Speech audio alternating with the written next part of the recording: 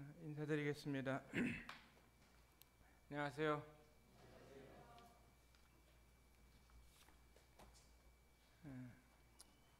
오늘날 우리가 살아가는 이 시대 가운데 어려운 분들이 이제 많이 계시고 또 불쌍한 분들이 또 많이 계시고 아픈 분들도 있고 또 연약하신 분들도 있고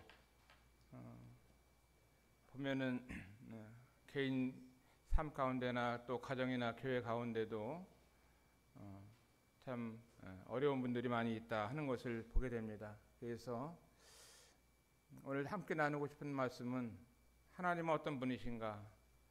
하나님은 그 성품이 긍휼히 여기시는 하나님이시다. 다른 사람에 대해서 참 불쌍히 여겨주시고 돌봐주시기 원하시는, 그래서 하나님의 그 성품 가운데 한 가지인 긍휼을 베푸시는 하나님, 이와 같은 말씀을 가지고 말씀을 나누기 원합니다. 먼저 하나님 말씀 시편 145편 9절에 나오는 말씀 보겠습니다.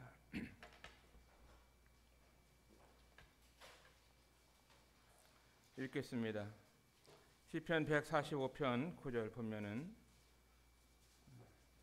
여호와께서는 만유를 선대하시며 그 지으신 모든 것에 긍휼을 베푸시는도다. 보면은 하나님께서는 만유를 선대하신다. 이 땅에 있는 모든 만물들 하나하나에 대해서 하나님은 선대하시는 하나님이시고 또 하나님은 지으신 모든 것에 긍휼을 베푸시는도다. 이렇게 시편 145편 9절에 기록되어 있습니다. 어떻게 보면은 하나님의 성품 가운데 이 같은 긍휼을 베푸시는 이 같은 성품이 저나 여러분을 구원하시고 또 저희들을 불쌍히 여기셔서 하나님 앞에서 하나님의 자녀가 되게 하신 이 사실을 기억하고 참 하나님 앞에 감사한 마음이 듭니다. 하나님께서 긍휼을 베푸시는 이것이 모든 것에 긍휼을 베푸신다. 모든 것에. 이 동물 가운데 보면은 연약한 까마귀를 보면은 까마귀 새끼 뭐 이런 걸 보면은 참 이 동물의 왕국 이런 데서 보면은 그 까마귀 새끼가 또 새 종류들이 이렇게 좀 새로 태어나 가지고 먹을 것이 없어서 이렇게 막 배고파 가지고 울고 있을 때 그 어머니 새가 날라와서 먹이를 가져오는 거 이런 걸 볼 때 보면은 어떻게 이렇게 자연 세계 가운데서 참 그러한 그 마음을 가지고 먹이를 물어다가 자기 새끼들한테 주나 이런 것들을 보게 됩니다. 보면 이제 비가 오지 않아서 땅이 갈라지고 있을 때 농사를 줘야 되는데 비가 오지 않아 가지고 땅이 쭉 갈라져 있을 때 하나님께서 비를 주시는 모습을 보면은 하나님은 이 만유 가운데 지으신 모든 것에 긍휼을 베푸시는 하나님이신 것을 보게 되고 비를 주시는 것뿐만 아니라 햇빛을 주시고 또 바람을 불게 하시고 낮과 밤을 하나님께 지으셔서 또 낮에는 일하게 하시고 밤에는 쉬게 하시는 이와 같은 것을 보면은 하나님은 만유 가운데 긍휼을 베푸시는 얼마나 아름다우시고 또 은혜로우시고 참 연약한 자들에 대해서 긍휼을 베푸시는가 하는 것을 보면서 하나님 앞에 감사를 드립니다. 지난 7월 5일부터 22일 동안 22일 기간 동안에 이제 약 17일 동안 미국 엠마우스 성경대학 부총장님 이제 한국에 초청해서 여러 지역 교회 10군데 지역 교회를 방문하고 또 모임의 여러 기관들 GNTV나 또 엠마우스 성경학교나 디모데 학교를 방문하고 또 목포 극동방송국에서 또 인터뷰하는 시간이 있어서 이제 방문을 했었습니다. 이와 같은 시간 가운데 우리 성도님께 기도해 주시고 또 협력해 주셔서 주님 앞에 이 감사한 마음을 듭니다. 그분이 이제 처음 한국에 오시는 분이셨기 때문에 특별히 목포라든가 부산, 또 진도, 또 제주도 이런 곳을 방문을 할 수 있는 시간이 되었는데, 보면서 처음 오신 분인데도 불구하고 여러 지역교회에서 그분에 대해서 이 성도의 사랑을 베풀어 주시고 또 섬겨 주시고 또 주님의 그 아름다운 사랑을 나타나시는 것을 보면서 하나님 앞에 감사한 마음이 이렇게 많이 들더라고요.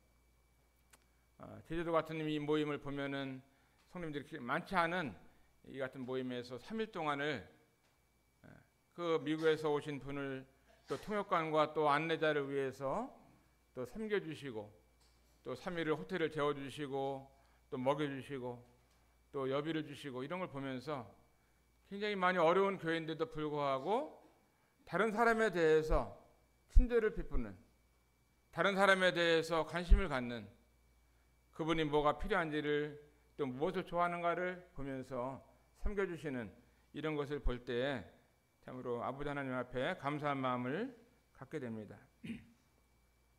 그러니까 하나님은 그 마음이 긍휼을 많이 갖고 계시는, 그러니까 우리가 하나님을 믿는 사람으로서 우리를 마음 가운데 아주 아름다운 성품을 한 가지를 가지고 살아가야 되는데, 어떤 마음을 갖고 살아야 되냐면은 이 불쌍한 사람들을 보면은 주님처럼 우리도 긍휼한 마음을 가지고 있어야 되는 거예요.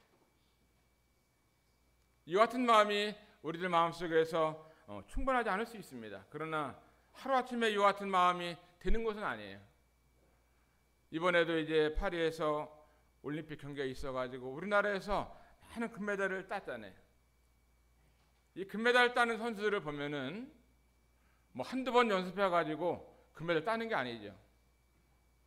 낮이나 밤이나 많은 시간 동안 참 고생하면서 훈련을 받아가지고 그 경기에 나가서 금메달을 따잖아요.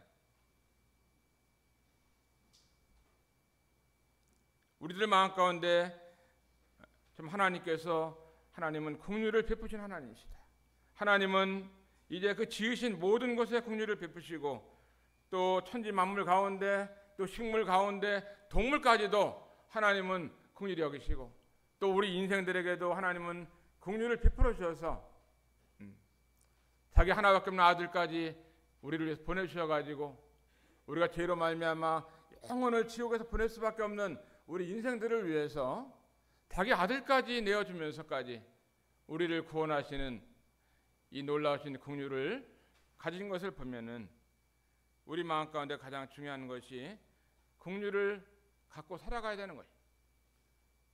로마서에 보면은 죄를 열거할 때 무정한 것, 정의 없는 것도 하나님은 큰 죄라고 말씀하는 거예요.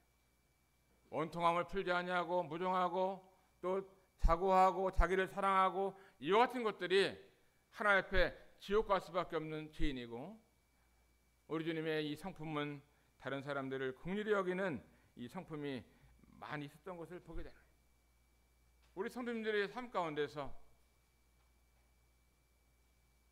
집에서 기르는 짐승들이 있고 병아리가 있고 뭐 닭이 있고 강아지가 있고 또 돼지가 있고 소가 있고 여러 가지 있다고 하면은요, 주인을 잘 만난 이런 짐승들을 보면은 제때에 밥을 잘 먹어가지고 또 제 시간에 이 주인이 좋은 곳을 이렇게 차려줘가지고 짐승들도 보면은요 토실토실 살이 쪄가지고 주인을 좋아하죠. 근데 나쁜 주인을 만나게 되면은 강아지도 보면은 바짝 말라가지고 짖지도 못하고 제대로 뛰지도 못하고 말라가지고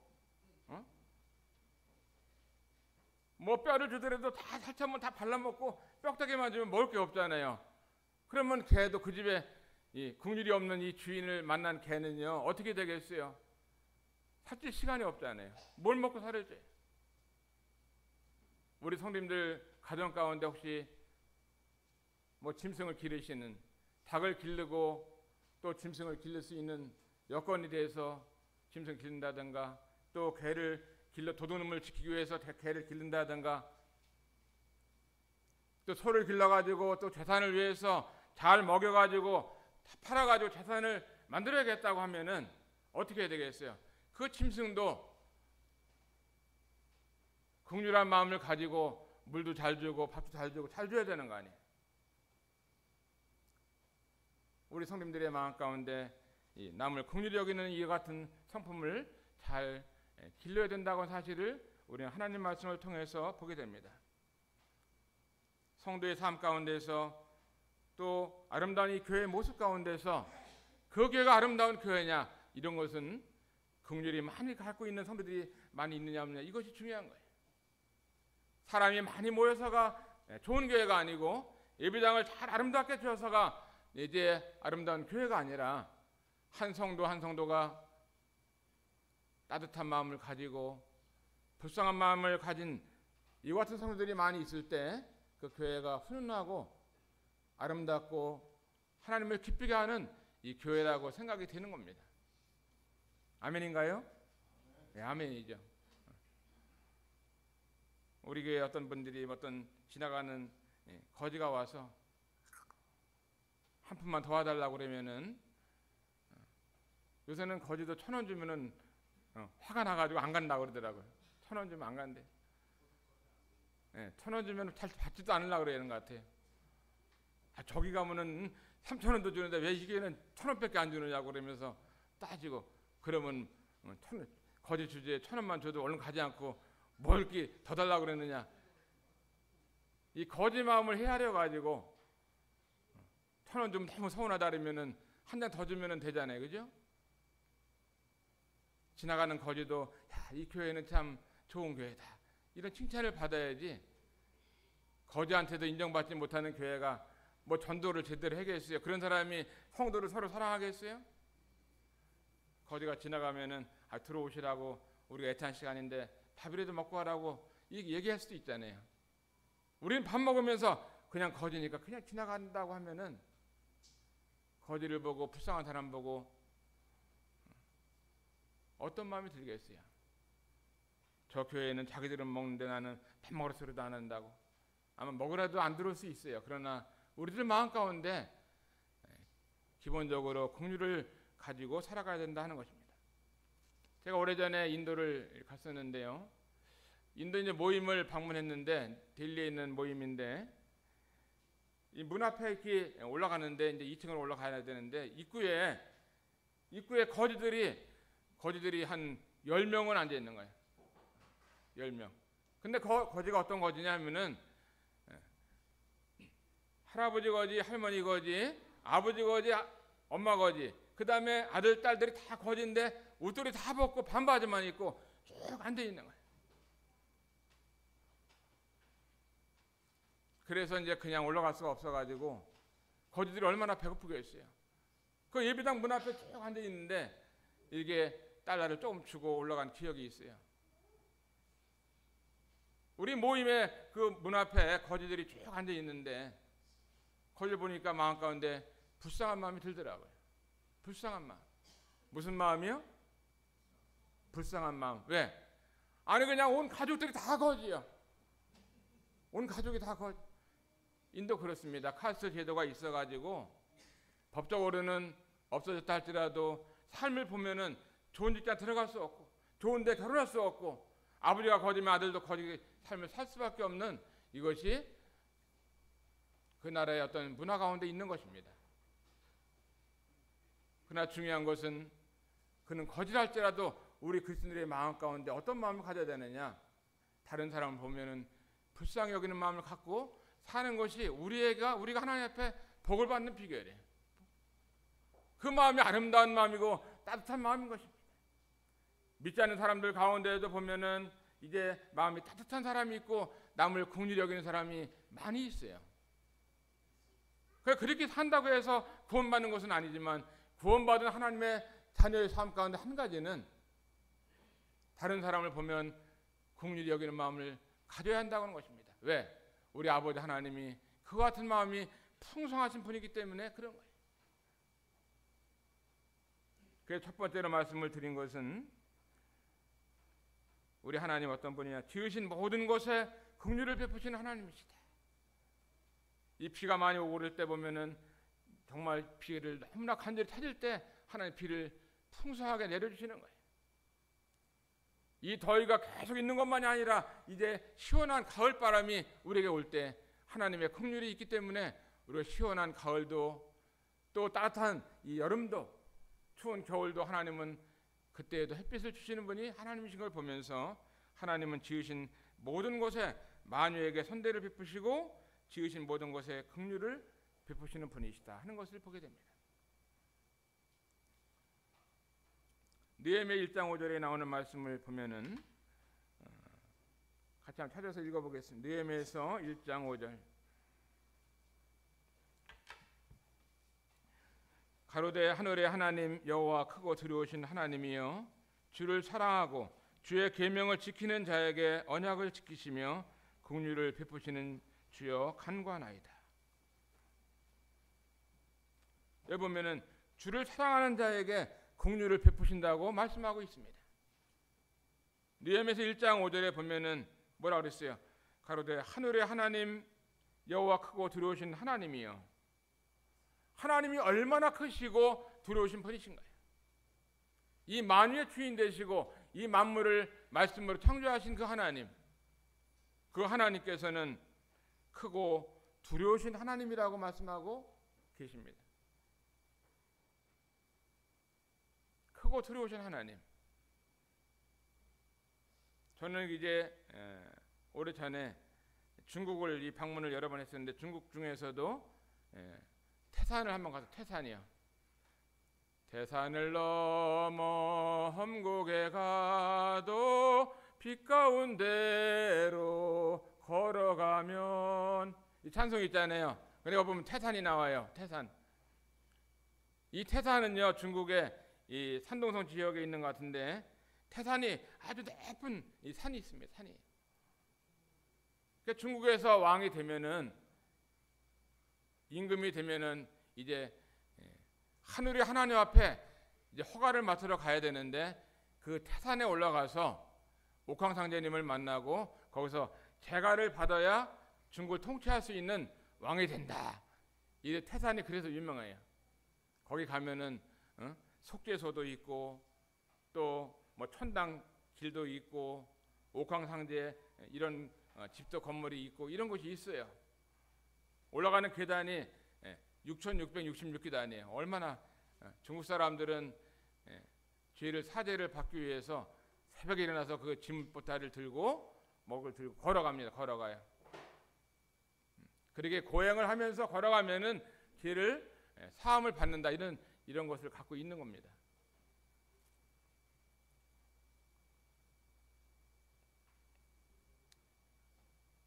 중국 사람들 보면은 많은 이 글자 가운데 하나님에 대해서 나오고 있어요. 하늘의 하나님 여호와 크고 두려우신 하나님이요. 하나님은 아주 크고 두려우신 분이에요. 우리가 이렇게 하나님을 알 때 한 사람처럼 알면 안 되는 것입니다. 한 오래된 나무처럼 뭐 많은 사람들은 신을 믿을 때 네팔 같은 나라를 보면은 신이 인구가 한 2천만 산다고 하면은 신이 3억 3천만 개 돼요. 신 하나님이라고 믿는 것이 3억 3천만 개예요. 모든 게 다 신입니다. 뭐 오래된 나무도 신이고 돌도 신이고 왕도 신이고 뭐 12살 먹은 여자아이가 친전에 있으면 그 아이도 신이고 원숭이 발바닥도 신이고 모든 게 신이요. 물도 신이고 태양도 신이고 그게 아니라 여기 보면은 이 하나님은요 하늘의 하나님 크고 두려우신 하나님이십니다. 유일하신 하나님. 이 하나님은 크고 두려우신 하나님이신데 뭐라고 말씀하고 있어요? 주를 사랑하고 주의 계명을 지키는 자에게 언약을 지키시며 긍휼을 베푸신다고 말씀하고 있습니다.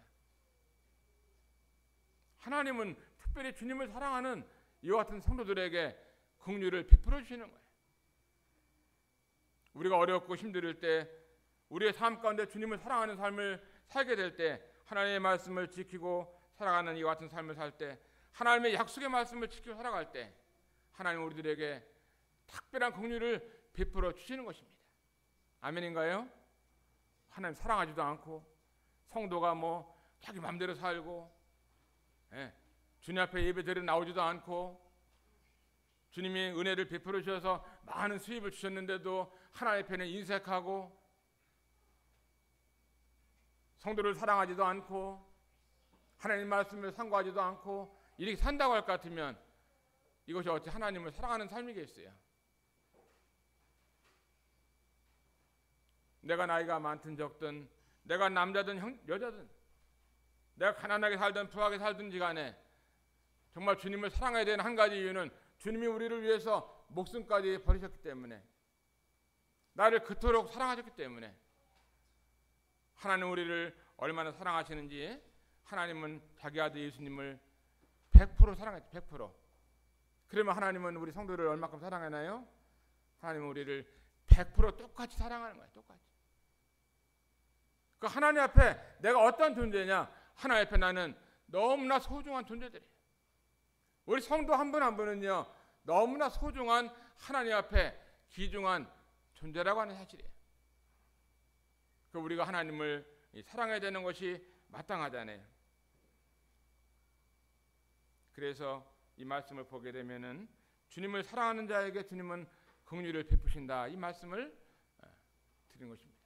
우리가 주님 앞에서 주님의 큰 긍휼을 입는 이 같은 삶을 살기 원한다 할 것 같으면 우리가 주님 앞에 더 주님을 사랑하는 삶을 살아야 되지 않겠어요? 주님을 제일로 모시고 주님을 첫자리에 두고 늘 주님을 의식하고 또 주님의 말씀을 가까이 하고 주님 앞에 아뢰고 주님과 교제하고 주님과 얘기하면서 살게 될 때 주님을 사랑하는 삶이 되는 것이죠.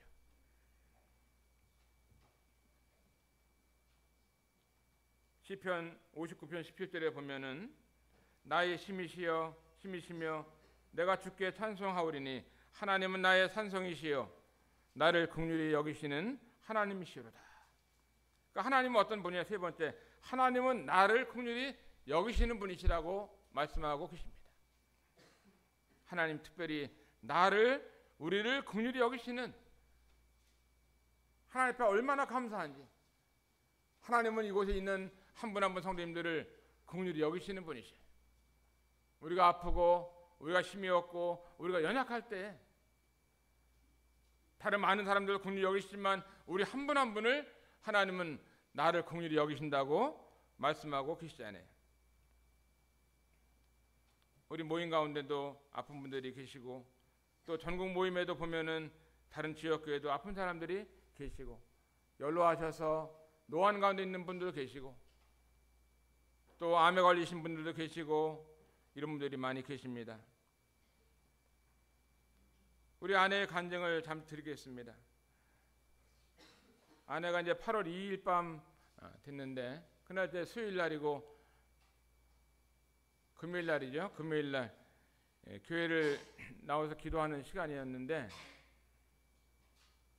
이제 숨이 차고 어지럽다고 그래가지고 교회를 나오지 못하고 우리 보라가 고대병 응급실로다가 이제 데리고 간 거예요.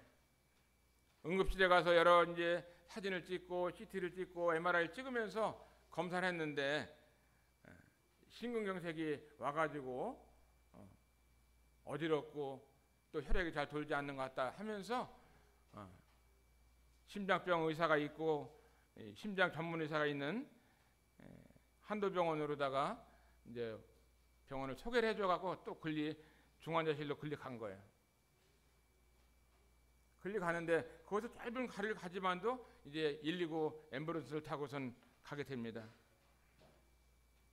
근데 의사가 이제 심근경색에서 어디 혈관이 막힌 데가 있나 해가지고 이제 시술하려고 딱 보는데 혈관이 막히는 곳이 안 보이는 거예요. 혈관이 막힌 곳이 없어요. 뭘 뚫어야 되는데 그래서 왜 혈관이 막힌 곳이 없는데 이런가 하면서 의사도 이제 또 다른 검사를 하니까 심장에 급성으로다 심장에 염증이 와가지고 심장이 제대로 뛰지를 못하고 100이라면은 막 80, 70, 60, 50이 떨어지면서 심장의 피를 제대로 공급을 못하는.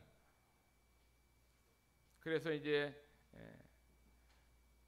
급성 심장염이라고 이런 그 진단을 받았는데 이것이 또 그러니까 어디서 왔는지 원인을 모르니까 또 검사를 여러 가지 하면서 우리 아내에게 급성 심장염이라고 하면서 중환자실에 입원을 하게 됐습니다.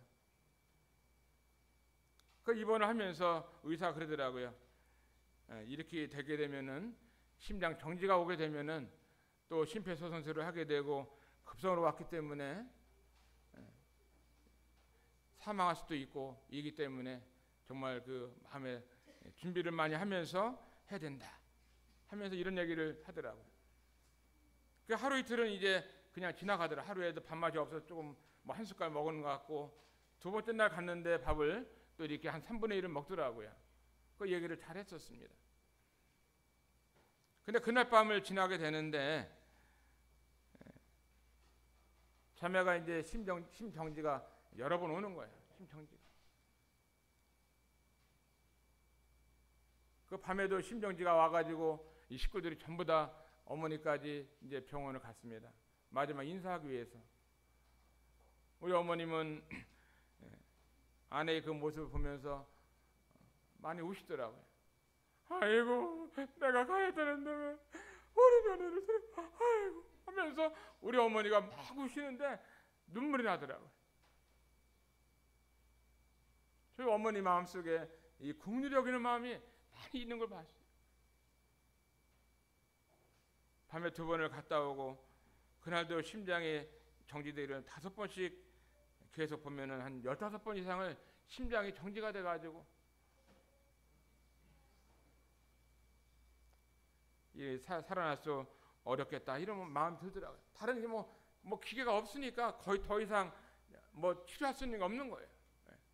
그냥 거기서 있다가 하는 그래 있는 가운데 있다가 운명을 할 수밖에 없는 의사가 너무나 참 난감하고 다른데 이 병원 더 큰 데가 있는지 또 갈 수 있는 병원이 있는지를 계속 알아보면서 여러 날 동안 알아봤는데 자리가 없는 거예요. 자리가 없어요.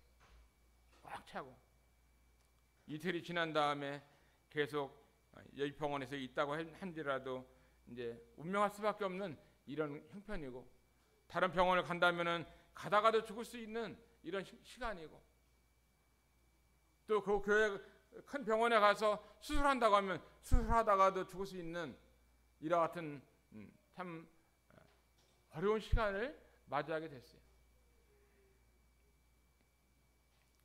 근데 이제 주님의 은혜 가운데 고대 구로병원에 이제 거기에 그 에크모라는 기가 있어가지고 또 의사가 또 거기에 오면 받는다고 해가지고 글로 앰뷸런스를 다 긴박하게 이제 가게 됐습니다. 그 에크모 기계는 뭐냐면은 심장이 자기 스스로 뛰지 못하니까 에크모 기계를 이제 큰 강대장만한 기계더라고요. 근데 이 기계에 이제 심장의 정맥을 한쪽에다 연결하고 한쪽을 또 다른 정맥에 연결해서 이 기계가 심장을 돌려주는 이런 일을 하는 겁니다.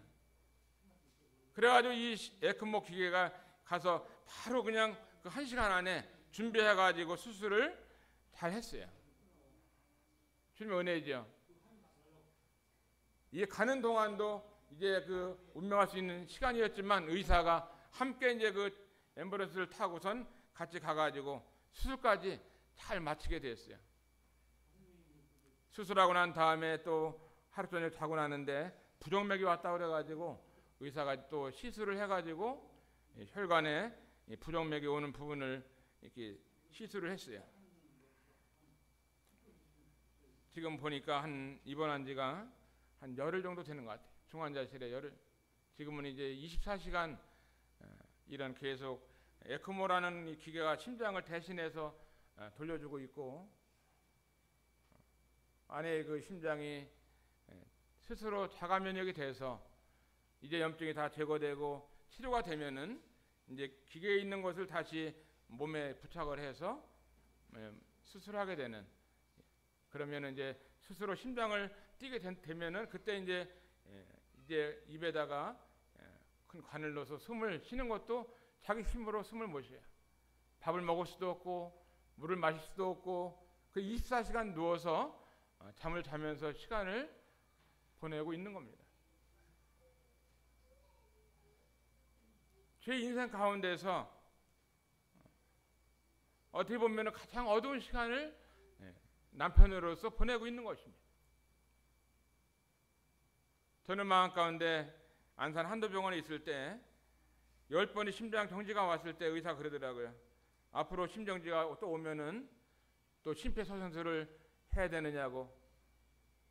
저는 더 이상 우리 아내가 고생을 안 하고 고통받지 않고 그냥 집 날아가면 좋겠다 하는 마음이 들더라고요. 너무 고생을 하니까. 근데 아내를 보면은 의식이 있는 거예요. 눈을 떴다 감았다 하고 고개를 돌리고 뭐 싫다고 그러고 막 이렇게 하는데 말은 못 하잖아요. 호수를 꿰나기 때문에. 심정지가 10번씩 오면서도 의식이 있는 이런 사람을 의사는 만나보지 못한 거예요.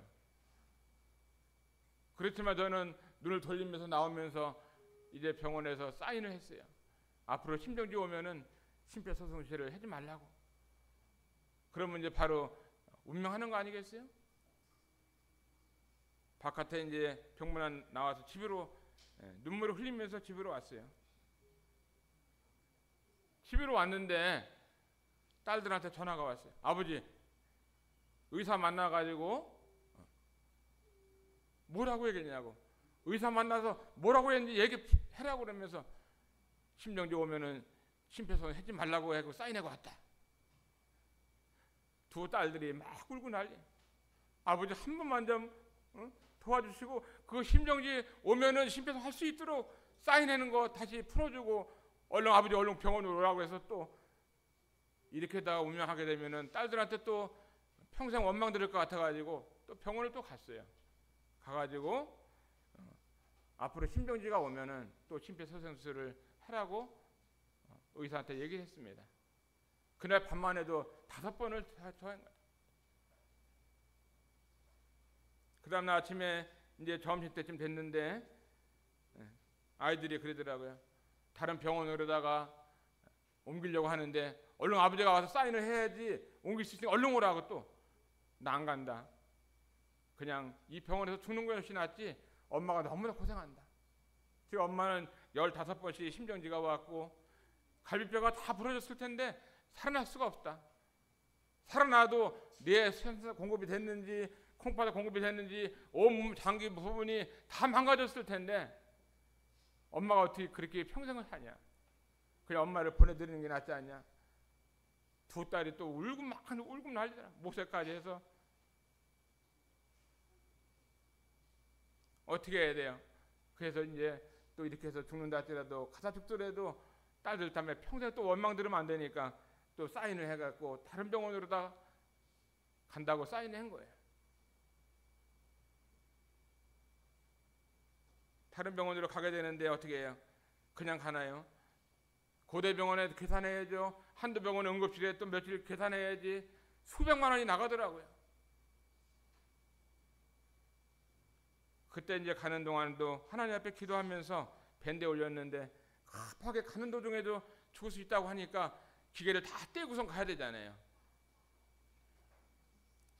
전국의 많은 성도님들께서 기도해 주셔가지고 구로 이제 고대 한도병원까지 고대 구로병원까지 가는 동안 하나님이 그 30분 동안 생명을 붙잡아 주셔가지고 가자마자 바로 수술을 해가지고 지금은 심장 대신에 에크모가 심장을 피를 돌리고 있어요.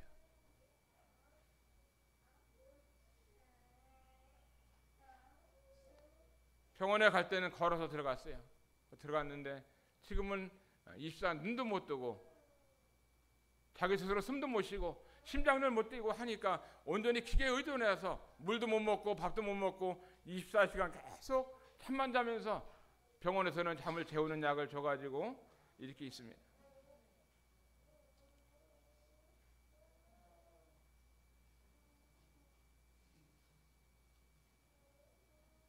중환자실에 이제 며칠 있는 동안에 3일 있었나 그랬는데 중간 결산하라고 계산하라고 또 문자가 오더라고요.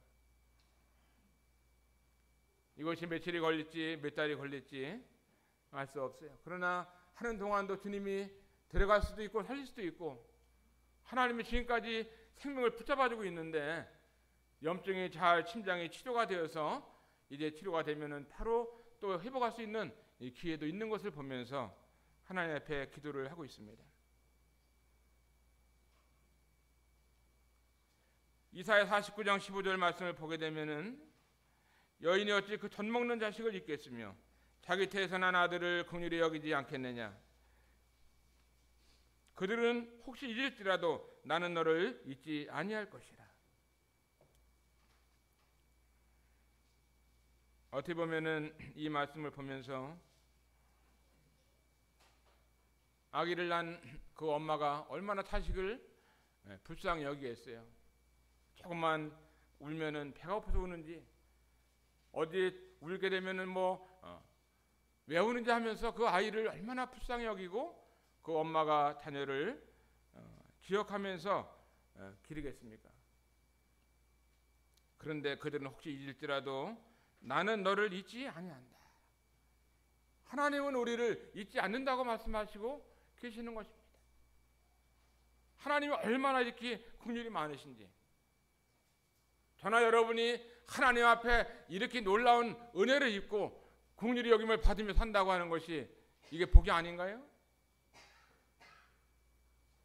하나님의 이 아름다운 성품 가운데 긍휼이 풍성하신 하나님께서 우리에게 지금까지 내가 살아온 것이 주님의 긍휼로 살아왔어요.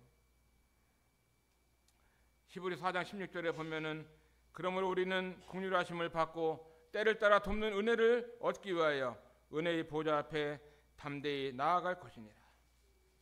우리는 긍휼하심을 받았잖아요. 그리고 또 때를 따라 돕는 은혜, 그때 때를 따라 돕는 것이 있는 것이죠. 그때마다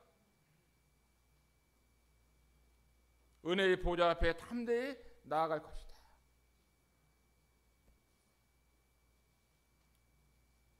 그 네 번째를 보면은 하나님은 긍휼이 풍성하신 분이시다 하는 것입니다.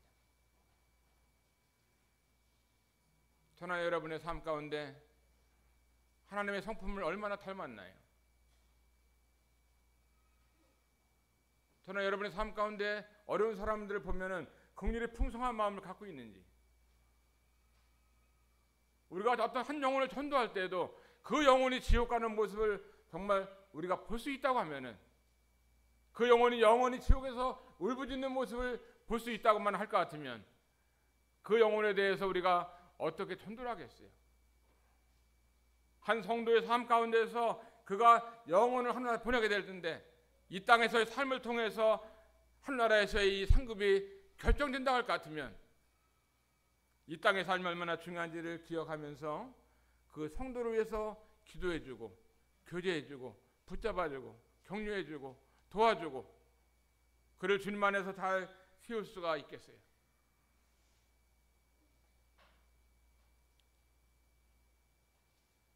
우리의 상태를 아시고 우리가 죄인인 것을 아시는 하나님께서 하늘의 그 보좌를 뒤로 하시고 우리를 구원하기 위해서 이 세상에 내려오신, 우리 죄를 대신 짊어지신, 그래서 십자가에서 우리를 위해서 죽기까지 하시고 장사 지내시고 부활하신, 또 승천하신 우리 주님이 우리를 다시 데리러 오신다고 약속하시고 계시는 것입니다. 엊그제 보면은 우크라이나에서 러시아를 이제 본토를 진격을 하더라고요. 진격을. 서양 탱크를 앞에 세워서 이제 러시아를 진격하는데 러시아가 이제 한쪽에 뚫렸잖아요. 이란과 이스라엘이 지금 전쟁이 일어나기 직전에 있는 이 상황 속에 있습니다. 처처에 보면은 기근과 지진이 우리의 모습을 보고 있습니다. 주님의 오심이 어떻게 보면 가까운 때에 우리 살고 있는 거예요. 주님 오실 때 어떻게 했어요? 하늘로서 어떤 소리가 들리나요? 호령과 천사장의 소리와 하나님의 나팔로 친히 하늘로 쫓아 강림하신다고 말씀하고 있습니다. 호령, 이 호령은 어떤 소리인가요? 하나님의 호령 소리는요 얼마나 무시무시하겠어요. 지금 하나님과 예수님께서 이 지구상에 천사들과 함께 내려오려고 하는데 온 우주 가운데 이 마귀와 사탄들이 있는 거예요. 그 내려오는데 장애물이 됩니다. 그래서 하나님은 호령을 하는 거예요. 야 하면서 하나님이 호령하게 되면 그 모든 귀신들이 다 자리를 비키는 겁니다. 호령. 그 다음에는 천사장의 소리가 나죠. 천사장의 소리. 이것은 이 천사장의 나팔 소리는요, 이 개선의 나팔이고 우리를 데리러 오시는 나팔이기 때문에 승리의 나팔 소리가 들리는 것입니다. 그 다음에는 하나님의 나팔 소리가 나죠. 하나님의 나팔 소리. 이 하나님의 나팔은요, 사람이 만든 나팔이 아니라 얼마나 큰지, 땅속에 있는 사람이, 바닷속에 죽은 사람이, 이제 불에 탄 사람이 다 살아나야 되기 때문에 하나님의 나팔 소리를 듣고 다 일어나는 겁니다. 천사장의 소리와 하나님의 나팔 소리를 들을 때 죽은 자들이 일어나고 다시 그들을 데리고 주님이 공중에 휴가하는 것입니다. 어떻게 했어요? 하늘나라에서 하나님의 어린 양의 혼인잔치가 있잖아요. 몇 년 동안 있어요? 7년 동안 있는 겁니다. 7년 동안 하나님의 어린 양의 혼인잔치에 결혼식이 7년 있는 거예요. 이 땅에 어떤 일이 나나요? 이 땅에 7년 동안 3년 반 동안은 환란이 있고 3년 반 동안은 대환란이 있는 겁니다. 이 땅에서는 날마다 죽음과 질병과 살 수 없는 이 같은 고난의 시간들이 있는 거예요.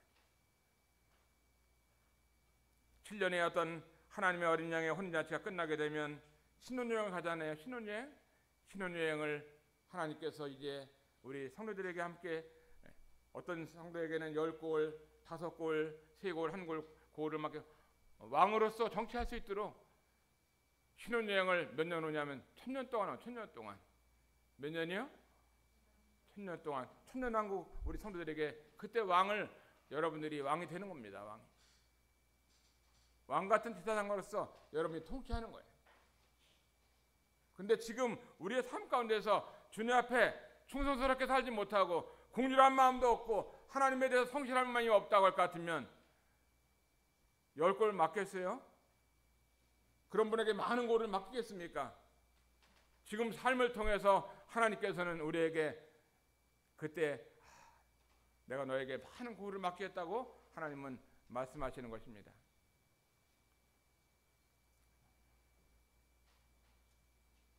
마태복음 5장 10절에 보면은 긍휼히 여기는 자는 복이 있나니 저희가 긍휼히 여김을 받을 것이며, 산상수원 이 말씀 우리 주님이 직접 하신 말씀이시죠. 마태복음 5장 10절에 보면 긍휼히 여기는 자는 복이 있나니 저희가 긍휼히 여김을 받을 것이며,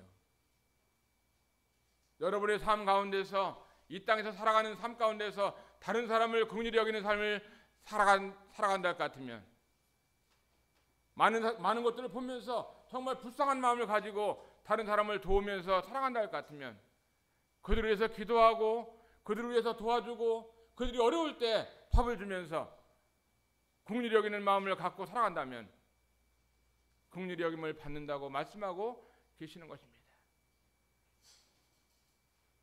여러분들 자녀들을 보면서 긍휼한 여김을 가지고, 긍휼한 마음을 가지고 하나님의 복음을 증거하고 성도들에게는 하나님의 사랑을 나타내주고, 우리가 시간이 가면 갈수록 주님의 성품을 닮아가야 되지 않겠어요? 하나님의 성품을 닮지 않고 긍휼한 마음이 아니라 판단하는 마음을 가지고, 정죄하는 마음을 가지고, 남을 미워하는 마음을 가지고, 인색한 마음을 가지고 이렇게 산다고 할 것 같으면 하나님 앞에 긍휼히 여김을 받을 수가 없는 것입니다. 아내는 남편을 긍휼히 여기고, 또 남편도 아내를 긍휼히 여기고, 또 교회 가운데 서로 긍휼히 여기고, 또 다른 사람들을 긍휼히 여기고, 모든 사람들을 보면은 다 긍휼히 여길 사람들이에요. 모든 만물을 보면서도 우리는 긍휼한 마음을 갖고 살아갈 수가 있는 것입니다. 들판에 있는 강아지가 배를 쪼록쪼록 굶을 때까지 아침에도 밥을 안 주고 점심때도 안 주고 저녁에도 안 주고 너무나 배가 고파갖고 누워있다면은 긍휼한 마음이 없는 거죠. 우리 교회 한 성도님은요, 긍휼한 마음이 많이 있는 분이 있어요. 그 자매님은 개를 기르는데 개들이 그렇게 토실토실해. 때만 되면 밥을 딱 제때 주잖아요. 건강하고 아프지 않고 자식들 잘 낳고. 우리는 주님의 성품에 아름다운 성품이 다른 사람을 긍휼히 여기는 마음이 우리에게 중요한 것입니다.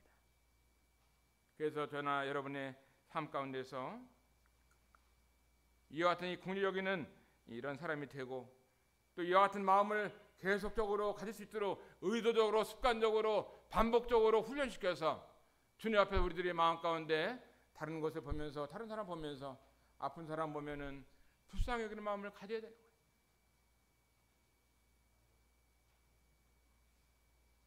우리들 뭐 가운데 아픈 사람들, 또 암에 걸린 사람들, 어려운 사람들, 또 가난한 사람들, 고난 중에 계신 분들, 또 외로운 사람들, 또 낙심 가운데 있는 분들, 또 주와 복음을 위해서 선교지에서 수고하는 주님의 종들, 국내 여러 일꾼들. 우리가 지난 주에는 제주 가령골교에 있는 우리 정승재님을 초청했잖아요.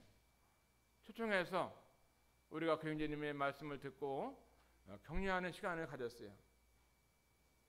형제님은 이제 교회를 서귀포 교회도 이제 개척을 하시고 많이 어렵고 힘들었을 때 이제 가령골로 와서 이제 교회를 시작하는데 세가 얼마나 비싼지 막 100만 원씩 나가는 거예요. 사람들은 그때 한 3명, 4명밖에 없는데 한 달에 100만 원씩 나가더라고요. 그러니까 교회에서 사례비를 줄 수가 있는 형편이 안 되는 거예요. 지금도 교회에서 생활비나 이걸 줄 형편이 안 되니까 형제님이 어떻게 어린이집에 한 서너 시간 이렇게 운전을 해주면 한 돈 100만 원 어떻게 주는 거예요. 그 돈 100만 원 받으면 어떻게 하겠어요? 뭐 핸드폰 요금 내야 되죠. 또 아프면 어디 병원 가야죠. 또 배고프면 밥도 한번 먹어야죠. 부인한테 돈을 얼마라도 줄 돈이 없는 거예요.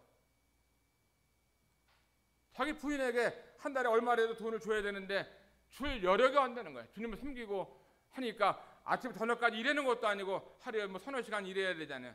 수요일날도 빠지고 뭐 금요일 빠지고 성도 신방도 가야 되는데 직장 생활만 계속 할 수 있는 게 아니니까 어떻게 해요? 오랜 시간 몇 년 동안을 자기 부인에게 봉투 한 번 줘본 적이 없는 거예요. 봉투 한 번. 그러니까 어려운 가운데 우리가 그 형제님을 위로하기 위해서 부른 겁니다. 조금이라도 우리가 돕기 위해서 부른 거예요. 그래서 헌금을 조금씩 하자 이렇게 말씀을 드리고, 근데 그때 어떻게 했어요? 우리 교회에서 주님이 주셔가지고 한 140만 원 정도 헌금이 나왔어요. 그리고 이제 형제님 제주도 오셨는데 제주에서 이제 육지로 시집 온 자매들 몇 사람 만나 식사도 하고, 오늘 형제님 오시니까 같이 밥 먹자 하니까 밥값도 가지고 또 봉투를 하나 가져오고, 저 장례식장 갔더니 제주도에서 온 자매가 아유 형제님 우리 집까지 이렇게 장례식이 왔네 하면서 봉투도 주고, 장례식에 있는 사람이 또 봉투 주고 그래갖고 봉투를 열어보지도 않고 집에다가 봉투를 한 5개를 갖다 주니까 자매님이 기절해갖고, 아니 수십 년 동안 여러분 봉투 한 번 준 적이 없는데 안산 동북에서 갔다 오니 봉투가 뜯어지지도 않은 걸 이렇게 봉투를 여러 개를 주느냐고. 자매님 너무너무 눈물을 흘리면서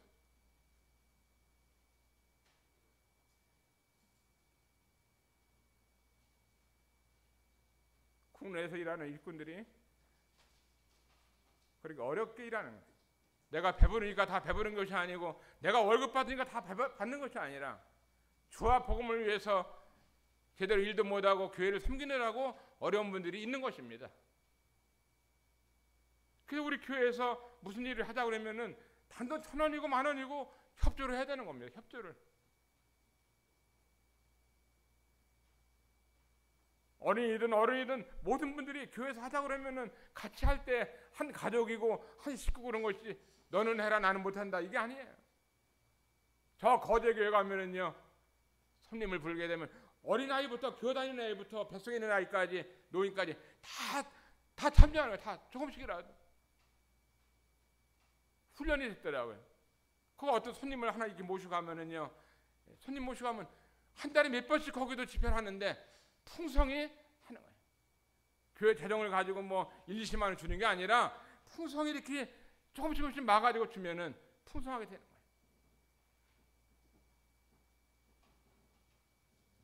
저의 삶이나 우리 안산동북의 성도가 그 교회는 너무 짜가지고 가봐야 나 오라고 해서 가긴 가는데 내가 지금 저기 전라도 광주에 서 있는데 광주에서 안산 오라고 그랬는데 가봐야 거기 뭐 10만 원밖에 안 주는데 가봐야 교통비가 15만 원 들어가는데 갔다 오면 5만 원 손해인데 나 안 가.